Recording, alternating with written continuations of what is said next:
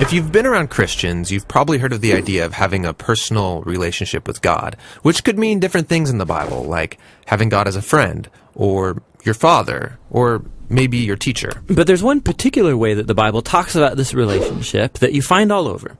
But strangely, we don't talk about it that much, and that's the idea of a partnership with God. A partnership like working alongside someone to accomplish a goal together. Right, and this is actually what you see at the beginning of the Bible. God creates this good world full of all of this potential. And then God appoints these unique creatures, humans, as his partners in bringing more and more goodness out of all that potential.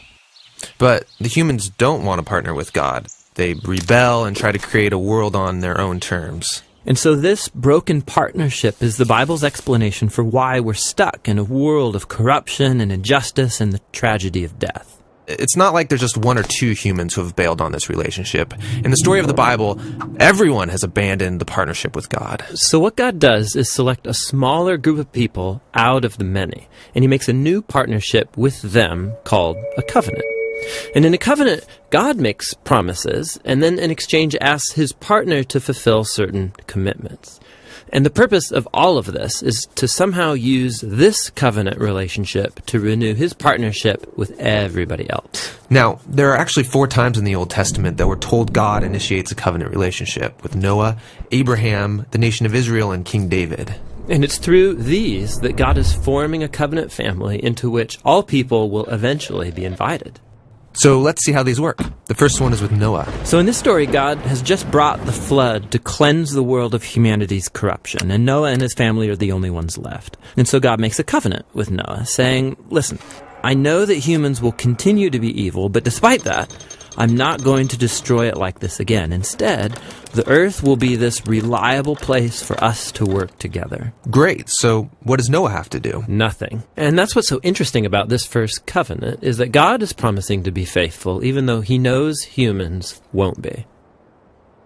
The next time we see God make a covenant is with a man named Abraham. God chooses him, promises to bless him, give him a large family, lots of land where they can flourish. And in return, God asks Abraham to trust him and train up his family to do what is right and just. And the whole reason for this covenant is God says that somehow he's going to bring his blessing to all families of the world through this one family. So that's Abraham. The next time we see God make a covenant is when Abraham's family grows into the tribe of Israel. And this covenant is with the whole tribe.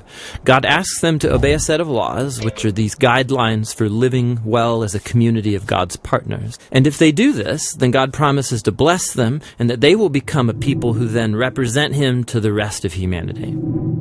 That's the covenant with Israel. The last covenant is with King David. Yeah, the tribe of Israel has become this large nation, ruled by David. And God asked David and his descendants to partner with him by leading Israel in obeying the laws and doing what is right and just. And God promises that one day, one of David's sons will come and extend God's kingdom of peace and blessing over all the nations. So those are the 4 covenants that God makes in order to restore his partnership with the whole world. But here's what happens. Israel breaks the covenant. They worship other gods, they allow horrible injustice, and so they lose their land and are forced off into exile. So it seems hopeless. But during this time, Israel's prophets talked about a day when God would restore these covenants in spite of Israel's failure, somehow. Yeah, they called it the New Covenant. And this is actually what's so interesting about Jesus, is that he's introduced into this story as the one who fulfills all of these covenant relationships. We're told that he's from the family of Abraham, and so he will bring the blessings of that family to the whole world. We're told that he's the faithful Israelite who was able to truly obey the law. And we're told that he's the king from the line of David, and so he goes about extending God's kingdom of justice and peace to all. And that's really remarkable for one guy. Yeah, and what it highlights is perhaps the most surprising claim of all made about this man, that Jesus is no mere human, but rather God become human. And God did this in order to be that faithful covenant partner that we are all made to be, but have failed to be.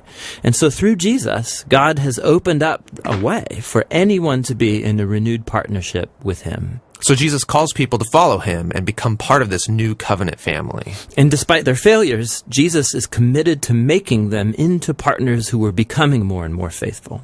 The story of the Bible ends with a vision of a fully renewed world, full of goodness and peace. And there's this renewed humanity there, partnering together with God to expand the goodness of His creation. And so the end of the Bible story is really a new beginning. Hey, this is Tim. And this is John. We think one of the best ways to understand the Bible is to take its core themes and trace them all the way from the beginning through to the end. We also take individual books of the Bible and explore their themes and structure. We're a nonprofit, and we're always raising money for the next video, and you could be a part of helping us do that. You might not know that Tim is a pastor here in Portland at Door of Hope Church, and he's got some really good sermons. You can find them at timmackey.com. You can download high-resolution versions of all these videos. You can get study guides, all for free at jointhebibleproject.com.